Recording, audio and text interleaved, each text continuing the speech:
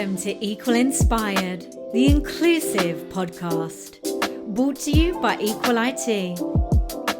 Viveka Rydell-Anderson joins us, who is a seasoned healthcare leader with 20 years of experience in law, healthcare, technology, and business. Viveka holds a Master of Science in Clinical Information Management from Stanford University School of Medicine and a Juris Doctor from UC Berkeley School of Law. She has co-founded 2 medtech startups, ImageChain.ai and Manson Health, and is recognized as a business and healthcare leader. Viveka is skilled in innovation management, change management, international business development, and startups. And she is passionate about driving the future of healthcare delivery with individualized, patient-centered care. I also want to say that Viveka is known for her engaging speaking style and her real ability to connect with audiences. So you're in for a treat. Her practical insights and strategic vision really does make her a sought-after speaker in the healthcare industry. Well, thank you, Ellie, for having me. I'm really excited to be here. So thank you. Oh, no, thank you. We're so happy to welcome you, very excited. And what I want to start with, essentially, is we know that you are very much on a mission to ensure that underserved communities really have this consistent access to high quality and, most importantly, affordable healthcare. And what we want to know really is, was there a defining moment or experience that really you feel set you on this path? Absolutely. So early in my career, I was a lawyer. I was an antitrust lawyer in San Francisco, but I was always very drawn to what we call pro bono work. All lawyers in America do pro bono work, which is working for free for the underserved. And so a defining moment, I think, for me was first seeing how often people from underserved communities were taking advantage of financially, really with kind of expensive financing for essentials like a refrigerator or their housing, trying to be evicted from housing. And so I was very aware just that there were people being taken advantage of, and I wanted to do something about that. And so my way as a lawyer was to be involved with the Pro Bono Committee, Lawyers Committee for Civil Rights. And then kind of as I was being being more open about the fact that this was really important to me, I was then also recruited to be more involved in healthcare to serve the underserved. I know that your whole, I guess, like career trajectory has been one of transformation and diving into new areas, new industries. Thinking about today, healthcare, what would you say are the biggest challenges that are ongoing right now? Well, I think a lot of challenges are, that the providers and all the clinical staff are burned out. They haven't really recovered from the pandemic. I also think a lot of the tools like AI and assisted kind of modalities with digital help is still benefiting the people that have a lot of resources. It's not necessarily going to the communities that most need them. Let's see, they have chronic diseases that are going untreated.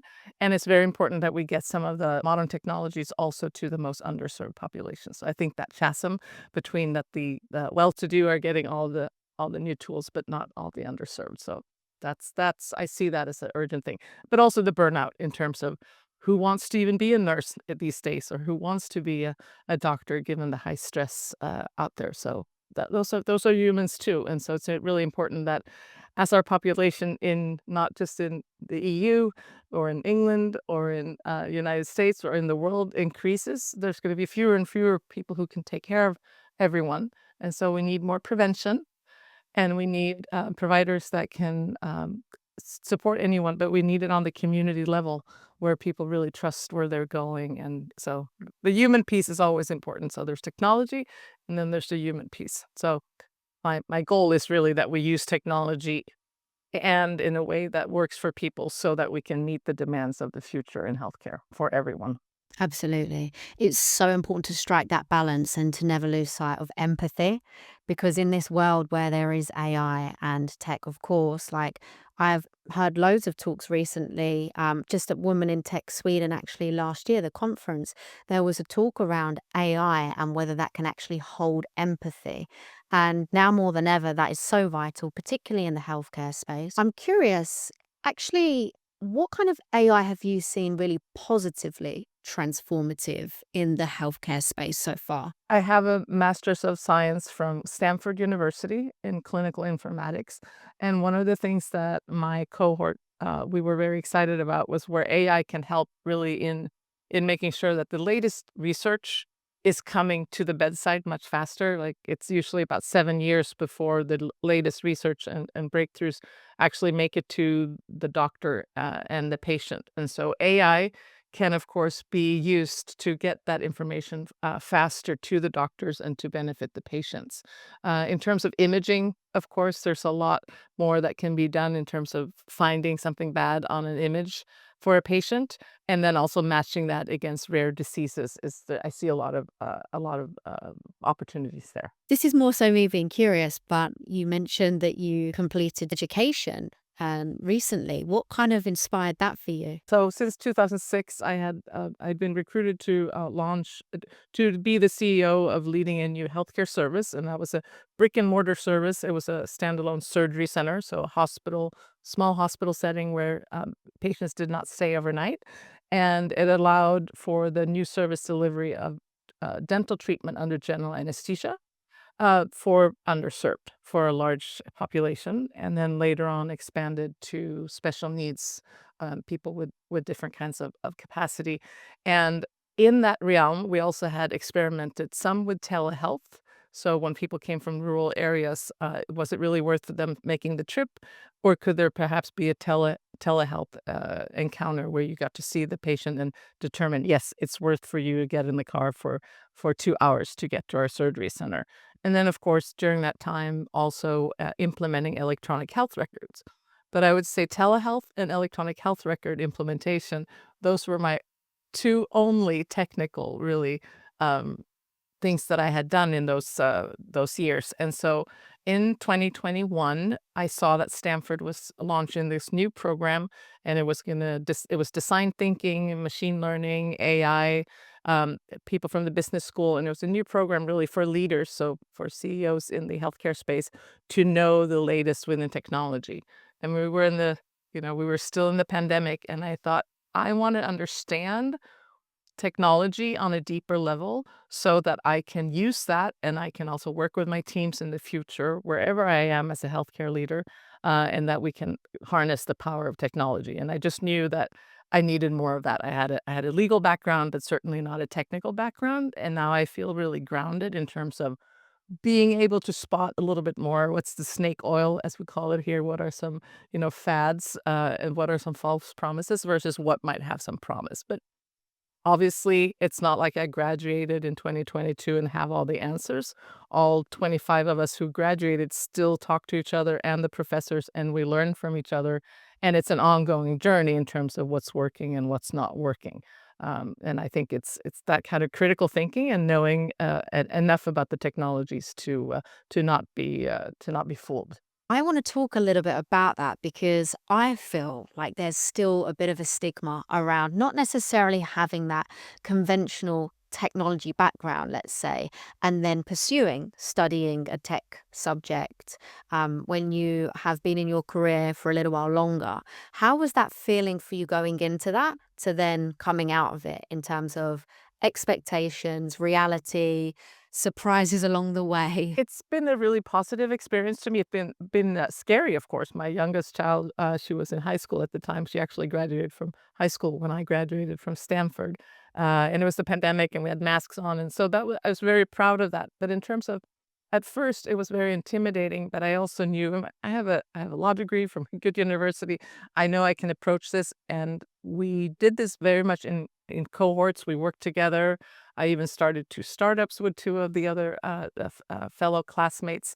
I would say the way I've been received has been very positive. One thing is while I was pursuing the degree, I also worked for a startup company, and I was the head of their digital health innovation. It was a company that actually was working in blockchain.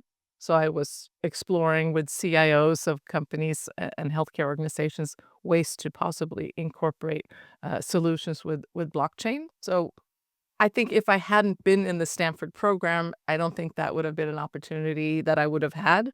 And also in terms of, there's an organization, international organization called the Healthcare Informatics Management Systems Society, or HIMSS for short.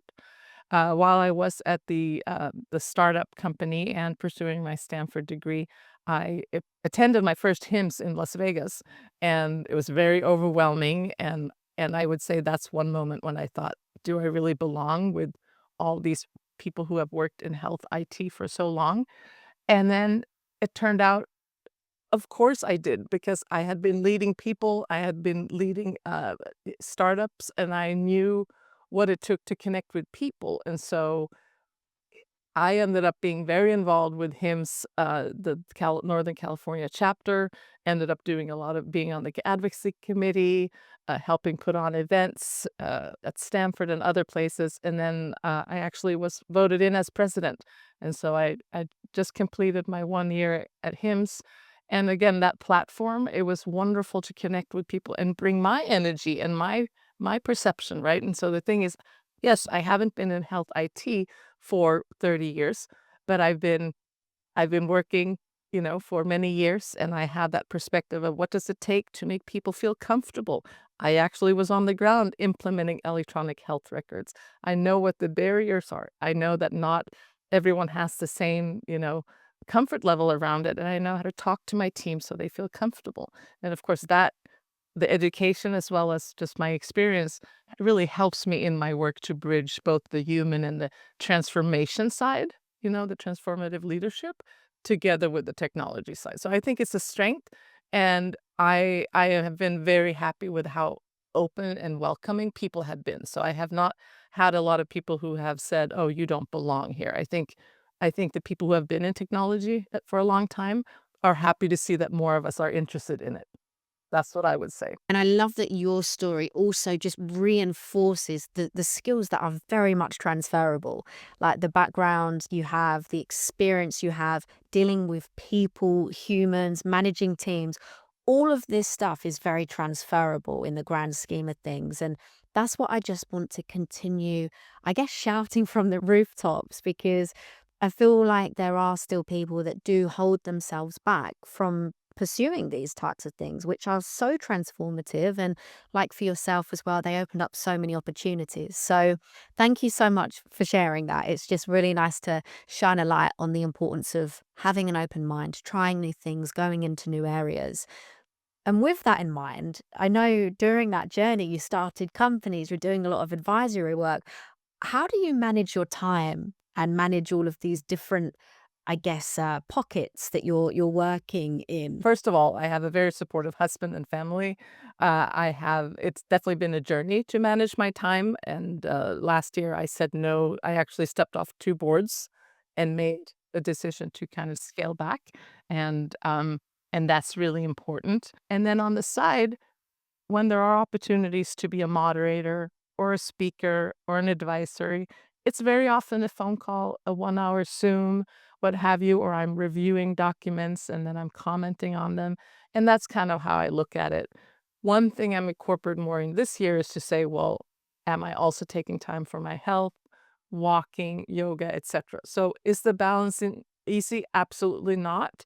But what I did was realizing, okay, there were some of the other board duties that I'd had that I just said that was for one time, but I'm now moving away from that. So I think being really intentional about what are my priorities, and so a handful of things that are very important to me. That's what I try to focus on. I'm hearing something from you that personally I've struggled with. And there's an art, I think, in saying no to things. And I know for you also, like, you're very passionate about helping others, about paying it forward, about giving back. And sometimes when you're presented with all these different opportunities to do that, it does feel difficult to say no. So, how do you feel you got to that point where you can actually recognize that you can come away from something and feel okay about it? It's because I want to be good at the things that I pay attention to. And I think in the beginning, many years ago now, when I started being a moderator, it was good experience for me to be a moderator. But then when I started being on panels and being the speaker, then I realized, well, I can do this. And so Now I'm very much in the, if you're going to put me on the stage, I can attend the conference, but I'm not just going to pay to be there. And so I think it's just realizing that you've grown into that role where I have something to share. And, so I'll still say yes to speaker roles because that's something that I know I can contribute, and my perspective is valuable. So it's just about knowing again what serves you in that moment in time and going ahead with that. And in this transformative journey of leadership that you've been on, I'd love to know what are for you some of the most important lessons you feel you've learned as a CEO? So I'm pretty bubbly and like to talk. The most important thing I've learned is to listen more. That is the most important thing. And I can think of several examples where, in meeting my team or not knowing what the problem might be as I come into an organization and really have the task to change the bottom line on it, is to observe and my have my eyes and ears, but also to just invite the group into a room and say, listen, this is a safe space. You can tell me what's going on. I'm here to listen. And you're really, in a way, you're I'll say, the mom figure, and that anything can come, criticisms, things that people are also allowed to cry. People are allowed to be frustrated. And when I have those meetings with a team, and now I'm just giving as an example, then you can hear things that I would never have unearthed on my own. And it allows me then to think, well, given what I now know, because I listened, what can I as a leader do to make changes that are important to this team? I also am very passionate about hiring talent, very often with the right culture, the right attitude, and often you can train them in some of the skills. I have a soft spot for people who come from the communities we serve. In United States, we have this acronym of STAR, but it's basically people who have expertise through other means, and they might not have the degrees. Um, I think it's very important to listen to those. It might be somebody who has taken care of their grandmother for many years. It might be somebody who is the oldest in their family. It might be a young person who has volunteered and has some tech savvy because they're young, and having them on the team is absolutely fantastic because they know what people in certain age groups what resonates with them. So I think it's really important to not get too stuck on titles. One opportunity that we've definitely had at both of the surgery centers that I've led is to bring in new people and get them trained. And maybe they move on to a big healthcare system where they make more money, or maybe they move on from being in what's called an LVN to being a nurse, or maybe they go from being a tech who helps out in the OR, in the operatory room, and then they go to medical school. Anything that can help the patient in many different ways. And there I do want to do a shout out to really community health workers and social health workers. Mental health is a huge issue. Navigating the healthcare system for yourself or your loved ones is a big deal. And I think it's important that we hold the hand of the patients who need it. And it shouldn't have to be the doctor time or, frankly, the nurse's time, but it can be community health workers or promotores who help the patient get the real care that they need. And that's really important. Mental health is a pandemic in itself, right? That it's so important to normalize discussions around this because there are so many people that suffer in silence and they feel like there's nowhere to turn. You said something earlier around saying to people, this is a safe space, you can speak. But there's a difference between saying it and them feeling that they can do that as well. So I'm curious around maybe other things you do as well to kind of ignite that feeling in these people. So I definitely am a person who will say it. This is safe, or this is what I want. One is, I've started over the last couple of years modeling it more in myself, that I'm honest about.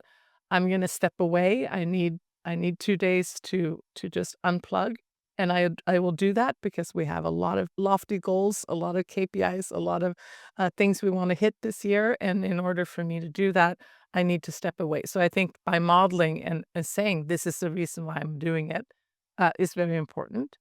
I also try to point out when a staff member or team member has done something that I really think I was impressed by, and I'm just gonna give example.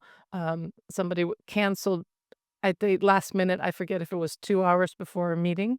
I know a lot of work had gone into scheduling that meeting, that this person had to spend a lot of time getting the time, yet was also able to say, "I'm sorry to have to do this, but I'm out sick." And so I made the decision to compliment the person for doing that because I know that that's not easy to do. And yet it is so important because if you show up at a meeting with important people, everyone's important, and you're not you're 100% you won't be able to lead a really good meeting anyway. But yet it's so hard to do it because we think, and I would think I'm inconveniencing people. But the reality is if we're low, if we're sick, we need to be able to say, I'm really sorry to do it.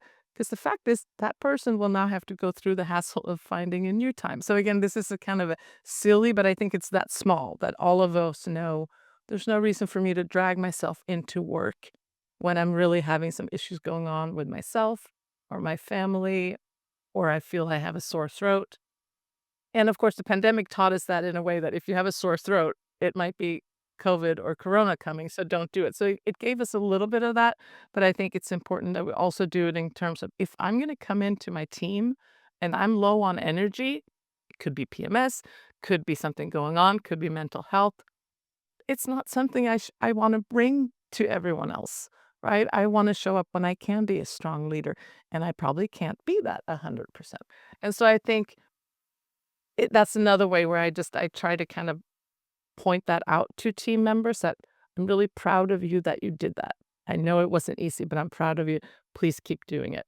And the same also if people say, well, you're home, you have to really make sure that you're not saying, well, will you get that thing done? Or I mean, it's important as a leader that you really stick to it because, like you said, otherwise it won't feel like a safe space because it might bite somebody. They are definitely some of the core components that we continually speak about around building psychological safety in an environment. And that in turn creates belonging and enables people to feel like they can be open without this judgment and this worry and this fear. I know that you spend a lot of time mentoring female led startups in women's health and wellness. And you have, of course, ties to Sweden also.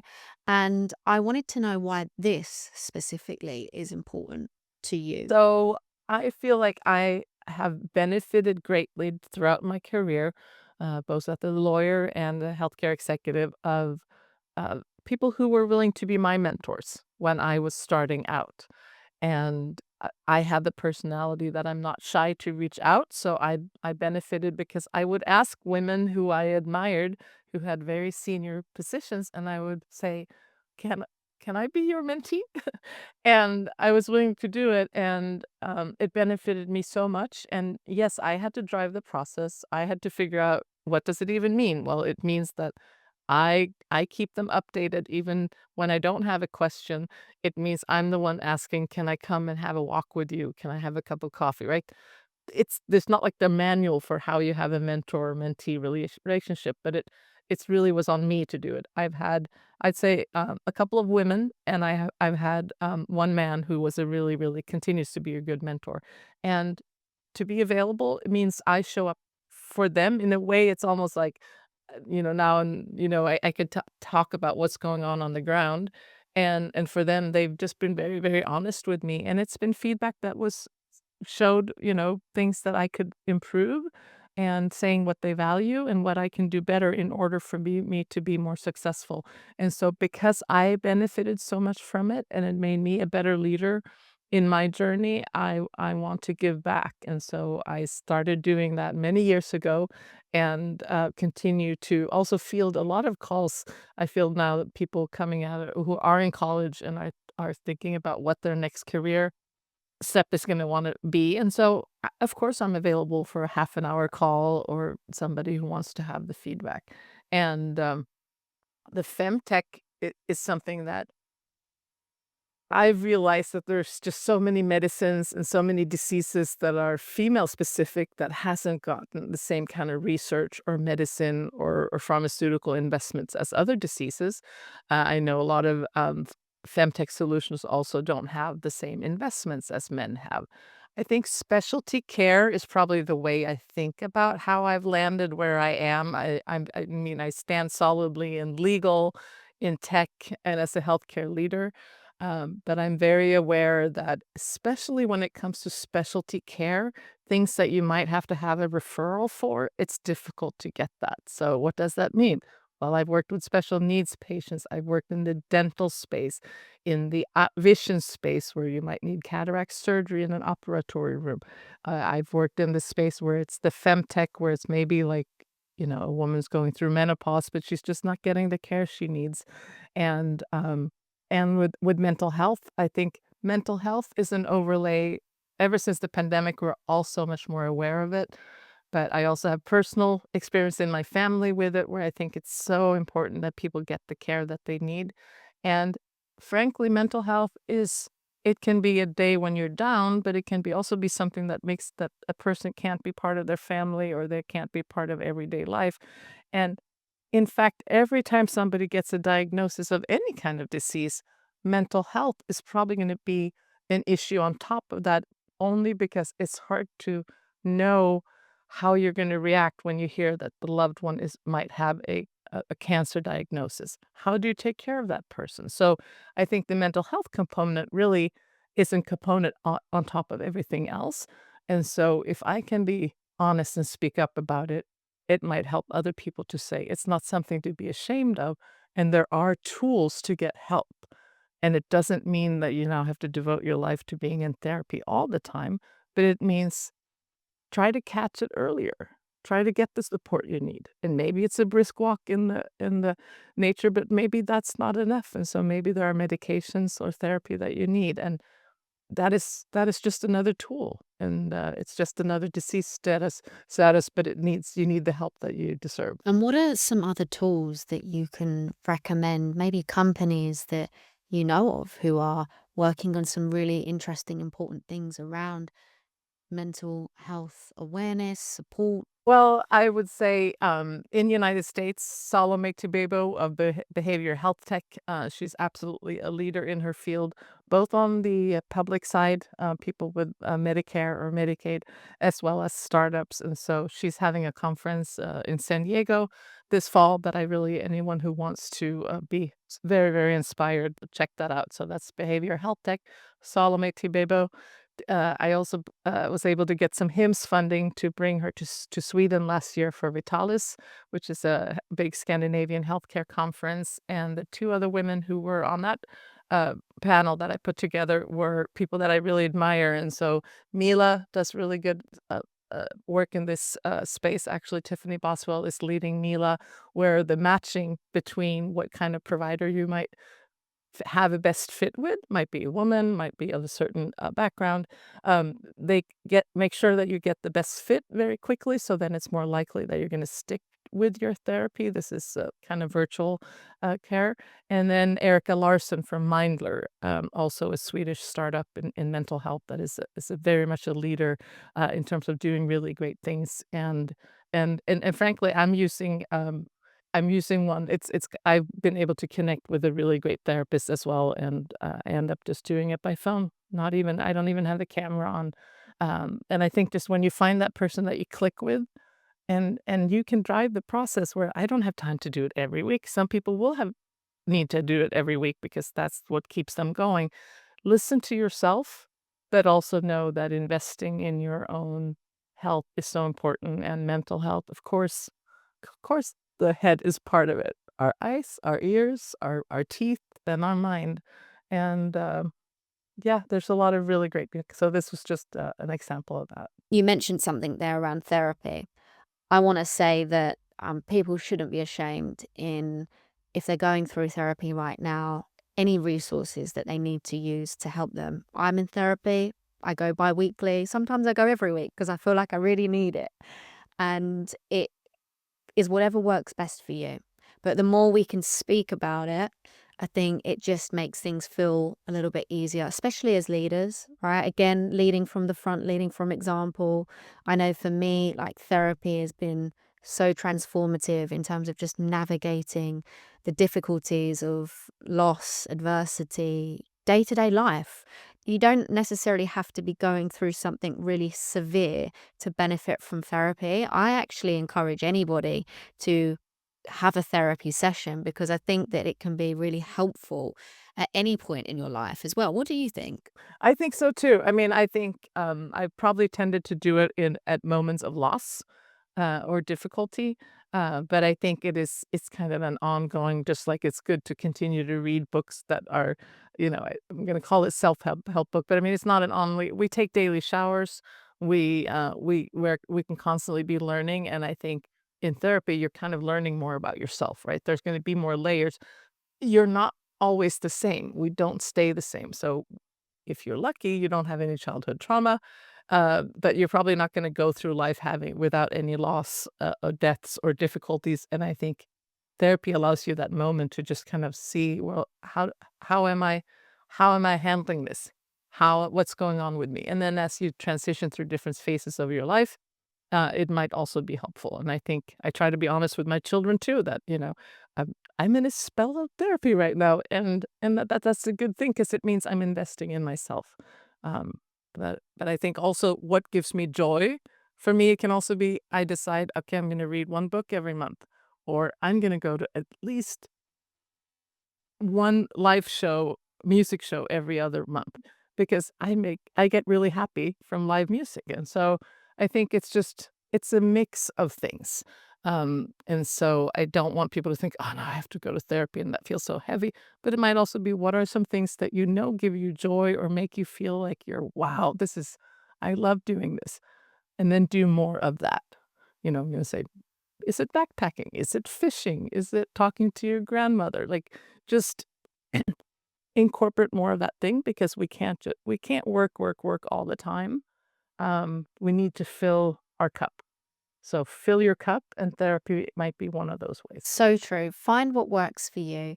But I think having an open mind as well is quite important because, like speaking from experience, before I experienced loss, I did have a very closed mind, I think, on even entertaining therapy, just because of like what society tells us it is or how it is and how it looks.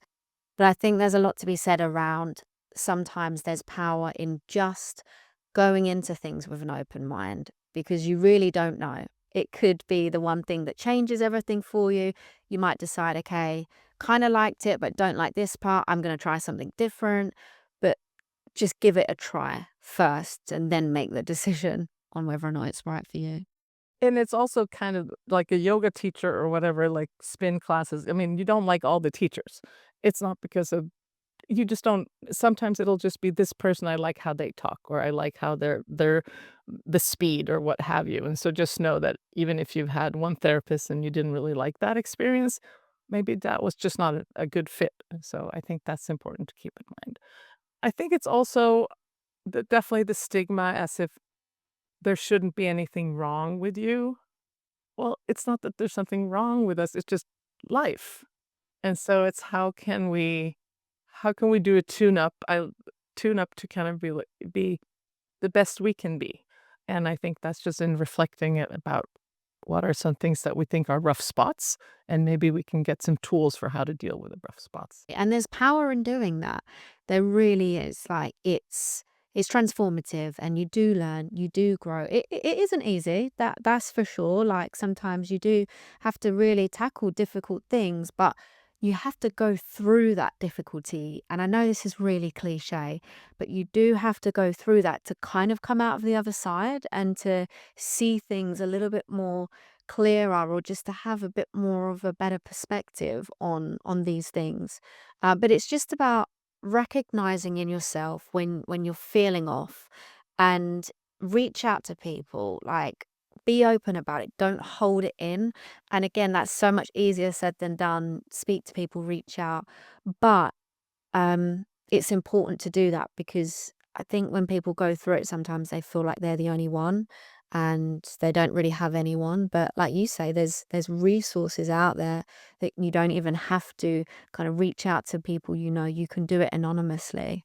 Even we spoke a little bit about mentors and how that's been transformative for you. I wanted to know, um, really from your mentors when you was a mentee, what were some of those transformative pieces of advice or gems you picked up along the way that you take action on every day? I think most people that have known me for a while know I'm very much a doer. Um, I'm very much like, if there's a problem, I want to let's try this. And then I'm okay with, okay, this part of that action worked and didn't, and then let's pivot. I think some of the advice is, as you move along, you don't have to be the doer. You're just giving the strategic direction, and you're removing boulders for your team. You're making sure that's happening. So I think important for me is that my mentors were always honest about, while it's great that you also do these things, remember that the most value you can probably give to your team is more around the strategy and how you build it.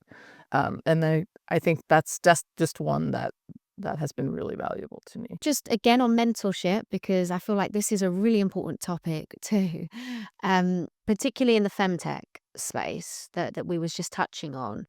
For you, when it comes to female founders in particular, healthcare, wellness, what is some of your tips, like 2 or 3 things that they should keep in mind when it comes to scaling out their startups and kind of setting themselves out for success when it comes to fundraising? I think in the differentiation of what value do I bring to the table, or my company, what is it that we're solving, and how big, of course, is the market, either locally or internationally, about it. It's to be really honest about, there is nobody else in this space, or this is how we do that better. I think really being honest about differentiation. And so if you're not clear on that, I would say tip number one, get really clear on what your differentiation is. Tip number two, you don't have to be a success overnight.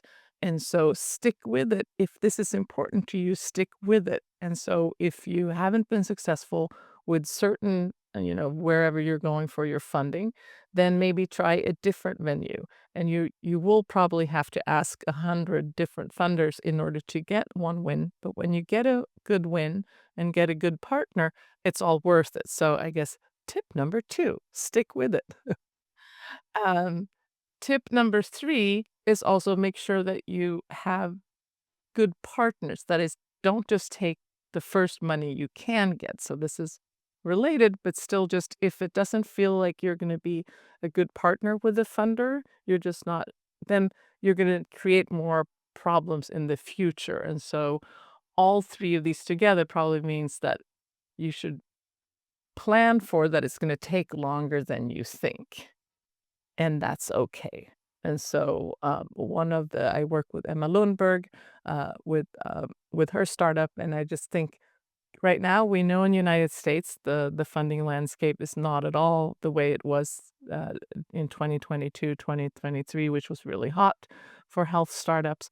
But if your solution, and that could be a little something in the government space or in your nonprofit space or in your medtech or digital health space, if it's a really good idea and it's solving a big problem, then your differentiation and your persistence is going to make it a success in the long term, because society needs it, right? It's solving a real problem. So those are my tips. Really wonderful tips. You said about fundraising as well and making sure that they're the right people for you, not just taking whatever offer you get. Of course, everyone is very different and everyone's going to have very different needs. But what are some questions people can actually ask themselves, almost like a checklist against themselves, to know whether or not they would be the right person? Like questions they could ask the fundraisers, for example. Well, certainly is make sure that you're not talking to them only once or only a short conversations. I think if you meet them over a couple of different days, or you have a couple of Zoom meetings, you will have seen each other in different kind of settings or on different days. I think in terms of the questions you want to ask kind of have to do around their working style. What are your expectations around how involved you want to be? How do you like to receive information? How do you like to be involved? All these things in terms of frequency of meetings, type of feedback, how often, like what's your communication style? Is it by text? Is it by email? Is it phones? How when do you expect me to always be answering your calls? It's funny because I was actually listening to a conference yesterday on National Women's Conference, and one woman was suggesting she's a VP at Slack, and she had this idea of a personal operation manual, and it's kind of thinking about, and this can also be helpful on your teams to let people know, like, this is how I like to receive feedback. This is how I like to answer questions about technical issues. These are the times of the day that I am trying to be available for work, and these are times of the day that are really important to me for my own sake to keep separate.